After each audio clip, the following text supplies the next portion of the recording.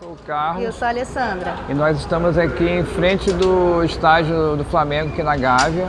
E nós vamos agora fazer um tour pelo estádio do Flamengo, tá? Esse tour é guiado e ele acontece todos os dias, tem vários horários, você pode ter que agendar, né, online. E depois nós vamos visitar o Museu do Flamengo, tá? Que você pode fazer separado, junto ou separado, ou só o tour ou só o museu. E se você é torcedor do Flamengo, você vai gostar muito, porque você vai se identificar com vários momentos ao longo da história do clube. É um museu totalmente interativo, né, o Museu do Flamengo, e você vai conseguir ver muitas coisas e vibrar, tá, com tudo que você vai ver lá. Você vai ter o salão com as taças, você vê todos os campeonatos, tá? E com certeza você vai gostar, tá? Tem uma promoção também, né, para moradores do Rio, paga R$60. Isso aí, fica aqui às margens da Lagoa Rodrigo de Freitas, aqui na Avenida Borges de Medeiros, tá? É fácil de achar, bem no estádio da Gávea. Vamos lá então? Vamos lá? Vamos embora conhecer? Chegamos aqui no Flamengo, vai começar agora o Tour da Gávea, onde a gente vai conhecer várias coisas aqui sobre o Flamengo. Para quem não gosta do Mengão, a maior torcida do Brasil, só lamento. Nós somos flamenguistas e aqui vamos conhecer um pouquinho. Daqui a pouco a gente vai entrar no museu não pode filmar, só pode fotografar algumas coisas, tá? O que puder, a gente vai. Ó, a moça já está chamando pro tour, já vai começar, tá? Daqui a pouquinho a gente volta. Tá começando o tour, vamos lá.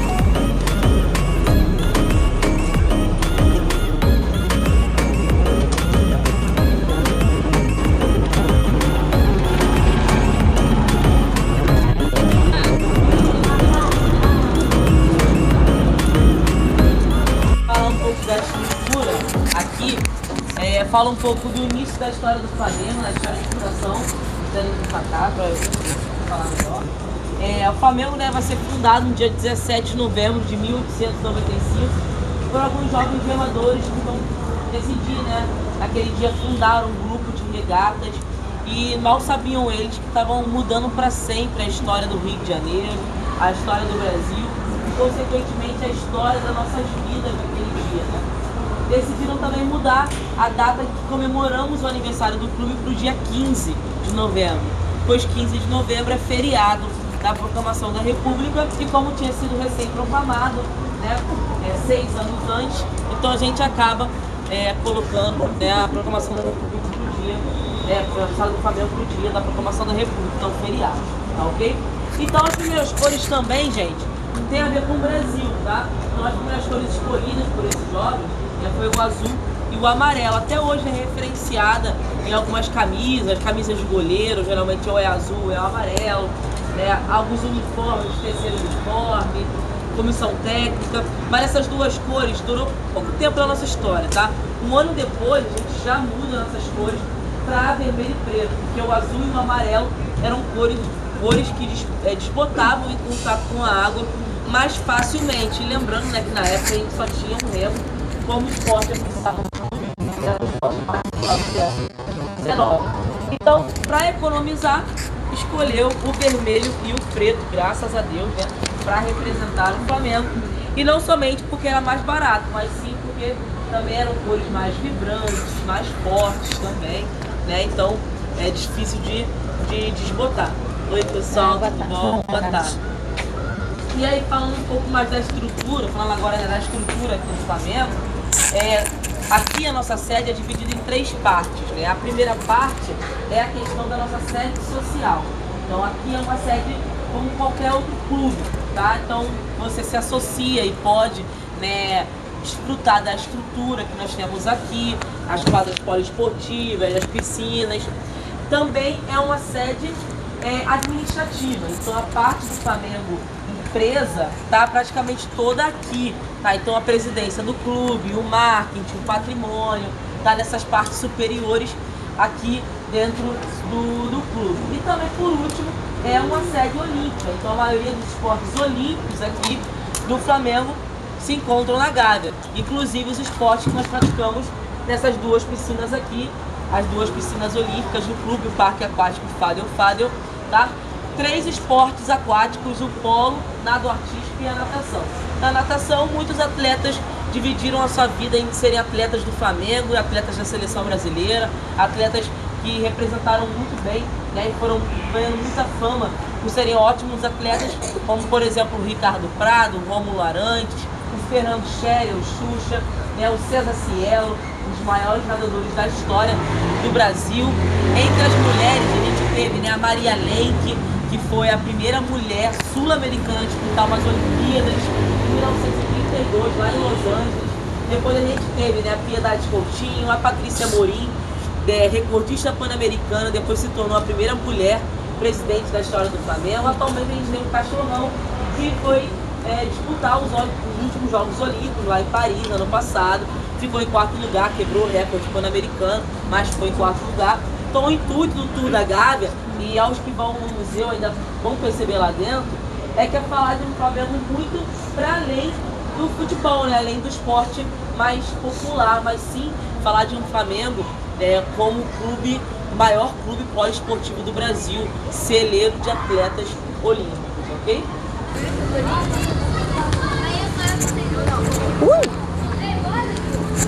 Vamos continuar agora aqui no Tour da Gávea. Vamos seguindo a guia. É uma visita guiada, tá? Ela tá lá na frente, ela é historiadora. Aqui tem umas piscinas. E é um clube, né? Clube mesmo, onde você pode frequentar. Você se torna sócio, você pode frequentar. Para as crianças. Olha só que legal. Vai continuar o tour agora.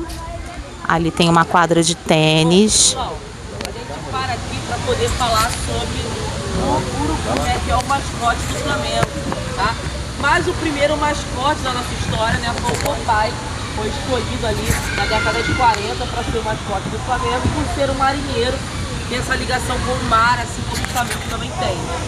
Só que o Popeye teve 2 grandes problemas. O primeiro deles, a torcida do Flamengo acaba não gostando muito do Popeye, acha que não tem muito a ver com a história do clube, não tem as cores ali do Flamengo, é um desenho internacional, né? E aí a torcida do Flamengo acaba não gostando muito. O segundo maior problema é que a gente tinha que pagar os direitos autorais pro dono do desenho, né? E aí o Popeye mexeu no bolso, né? E a gente tá falando de década de 40, imagina, né? Início da profissionalização do futebol, que foi na década de 30. O futebol não era nem rentável o suficiente na época, então o Flamengo não tinha dinheiro, né? O Popeye é um desenho mundialmente conhecido, então não podia pagar o Popeye, né? O dono lá do Popeye. Então a gente teve que abandonar durante um bom tempo. Já o Urubu vai surgir na vida do Flamengo um pouquinho depois e através dos nossos rivais. São os primeiros a nos chamarem dessa forma, tá? O urubu, né, que é um animal preto, sujo, que vive nas periferias. Então, para fazer uma alusão ao torcedor do Flamengo, que em sua maioria vive nas zonas periféricas do Brasil, começaram a nos chamar dessa forma, como uma maneira de nos fazer chacota, né, de nos menosprezar. É um apelido pejorativamente racista, então a torcida adversária começou a usar como uma forma, né, de não fazer chacota mesmo, né? A torcida do Flamengo, por sinal, acaba adotando, né, o urubu, abraçando o urubu, e o urubu, muito mais que um mascote, se tornou pra gente um símbolo de identidade, né, de orgulho pra gente. A gente fez com o urubu que a gente fez com favela lá no início dos anos 2000. Quando a torcida adversária cantava Silêncio na Favela e a torcida do Flamengo fez o canto Festa na Favela.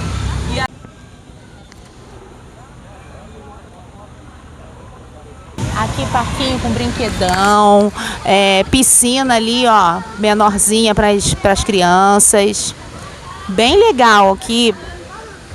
Casinha de boneca, que bonitinha a casinha de boneca.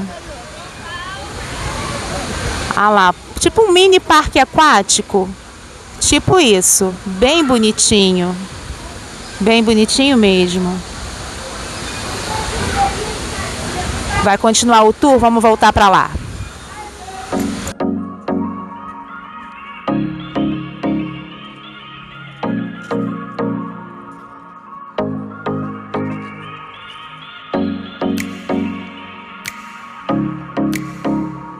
Basquete, vamos ver.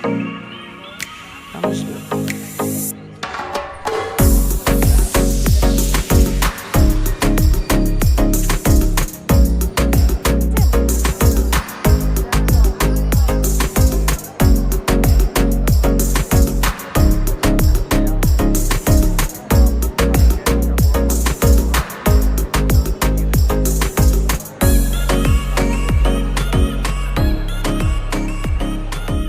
Estamos aqui esperando juntar o grupo para continuar o passeio. A gente estava lá dentro do ginásio assistindo o finalzinho da partida de basquete. Estádio, né? Fala um pouco aqui do Hélio Maurício, ginásio de basquete do Flamengo, é onde a equipe de base, a equipe profissional treina, tá?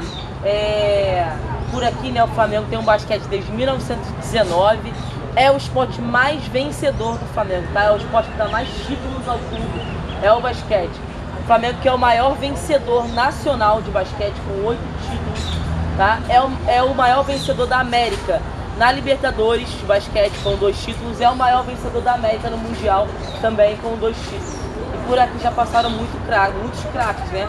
O Oscar Schmidt, como por exemplo, que é o maior, né? Jogador da história do Brasil, jogou aqui no final da década de 90. E pô, só o homem, né, que tá ali, parado ali, Marcelinho Machado, né? Camisa, jogou demais aqui no Flamengo. O pessoal chamava ele de Marcezico, né? Ele é um dos maiores ídolos da história do Flamengo. Veio ver o filho dele que joga agora no Sub-12. Marcelinho tem lá no museu, né? Uma espécie ali de uma foto de tamanho real dele. Vocês vão ver lá numa parte do basquete, lá dentro. Marcelinho é gente boa demais, humilde, né? Só tá ali, tá?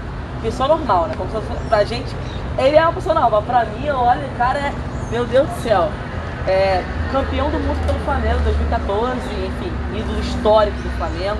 Além do Marcelinho Machado, o irmão dele, o Duda Machado, também jogou pelo Flamengo. E agora o filho dele, no Sub-12, tá uma família, assim, histórica, né, pelo Flamengo. Lá atrás, o Algodão, que foi um craque da história aqui do Flamengo também no basquete. Tem o Franco Balbi até hoje jogando. E o Olivinha, que se aposentou na temporada passada, ganhou uma estátua ali de frente ao museu. Foram 19 anos servindo ao Flamengo, também é um dos maiores ídolos da história do clube. O Olivinha é o único remanescente dos 2 títulos mundiais. Estava compartilhando quadra com o Marcelinho em 2014, também foi campeão mundial em 2022 com o Flamengo, tá?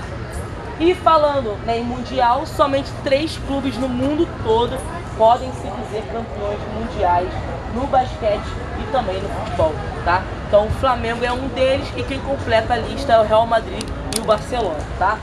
Só o Flamengo, o Real Madrid e o Barcelona são campeões mundiais na quadra e no campo.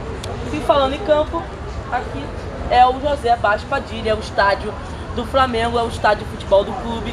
O Flamengo inaugurou o estádio em 1938 e jogou aqui principalmente até 50 a gente vai ter a inauguração do Maracanã para a Copa do Mundo aquele ano. Então o Flamengo passa a jogar mais lá por conta da capacidade naquela época, né, para mais de 100 mil pessoas. Então aqui ficaram jogos menores, jogos do Campeonato Carioca, brasileiro com time pequeno, até 97, último jogo do Flamengo aqui, futebol masculino com torcida, tá? Até que, né, a gente vai ser proibido pela Prefeitura do Rio por conta do Hospital Miguel Couto, que é um hospital bem pertinho aqui do Flamengo, né, aqui atrás tem um hospital, que é um hospital público de qualidade, muita importância para o Rio de Janeiro, e a gente não pode, vocês sabem que perto do hospital não pode ter barulho, né? Tem uma lei que proíbe grandes eventos próximos de hospitais. Além de que as vias não podem ser interditadas por conta também do acesso até o hospital. Então fica impossível da gente mandar jogos com torcida aqui, tá bom? Continuaram os treinos até 2013, foi inaugurado o CT do Nindurubu lá em Vargem Grande, e aí tudo foi levado para lá. Tanto a base quanto os profissionais hoje treinam lá no Nindurubu. Toda a parte administrativa de futebol também se encontra lá no Ninho. E hoje aqui, somente partidas do time da base do Flamengo e também do time de futebol feminino do clube, ok? E aí quando vai ter um jogo com mais apelo, uma final, por exemplo, e aí o jogo é levado para um estádio que possa receber, né, torcida, por exemplo, o estádio da Portuguesa da Ilha do Governador, né, o estádio da Lusa, ou ainda lá em Volta Redonda, tá bom? Vamos lá? Então, pessoal, aqui a gente tem uma área dedicada a 2 esportes olímpicos do clube. Desse lado aqui a gente tem um dojo Tua Glória Lutar, é onde a equipe de judô treina. Por aqui a gente tem uma atleta medalhista olímpica, né, gente, que é a Rafaela Silva. Rafaela, medalhista de ouro das Olimpíadas do Rio e medalhista de bronze em equipes, né. Agora, nas últimas Olimpíadas de Paris, foi a luta dela que deu, né, o bronze ao Brasil. E já desse lado aqui a gente tem agora talvez, né, um dos esportes mais comentados, né, mais badalados do Brasil, que é a ginástica, né? Por conta muito, né, de 4 atletas que são aqui do Flamengo, né? Então a Lohane, a Flávia, a Jade e a Rebeca Andrade. E a Rebeca se tornou, né, a maior medalhista da história do Brasil com 6 medalhas olímpicas, 2 delas de ouro, tá? Então a Rebeca chegou aqui com 12 anos de idade, muito novinha ainda, né? Fez sua vida praticamente toda aqui. Também não é de hoje que o Flamengo tem uma grande equipe de ginástica, tá? Na década de 80 a gente teve a Luísa Parente, depois a Georgette Bidot, os irmãos Hipólito, e agora essas meninas, né? E também na equipe masculina a gente tem o Diogo Soares, que disputou Tóquio e Paris. Aqui no Flamengo, desde os 4 anos de idade, já se pode fazer, tá? A ginástica é muito bonitinha, e as crianças sempre praticando o esporte, tá? E é um esporte muito cruel, do outro lado, né? Começa muito cedo, termina muito cedo, muitas lesões, etc. Mas aqui dentro do Flamengo, eu acho que está muito bem assegurado aí o futuro da ginástica, muitos outros craques e outros bons atletas vão surgir aí daqui a um tempo, novas Rebecas, novas Flávias irão surgir aqui dentro do clube. A gente só não pode adentrar, tá, dentro dos ginásios, mas tem aqui as janelas, vocês podem fotografar, dar uma olhada, bom, para ver onde eles estão, tá?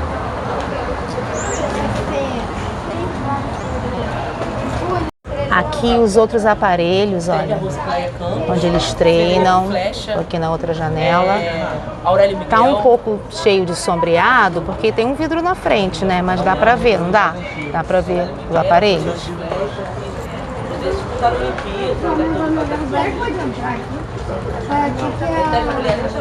Muita emoção ver onde o pessoal treina, gente. É muito legal mesmo.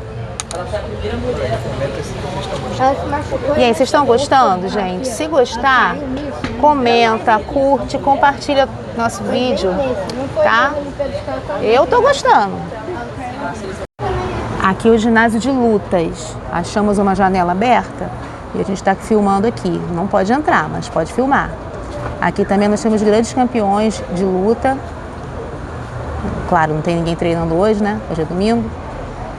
Bem legal, bem grande, né? Bem grande.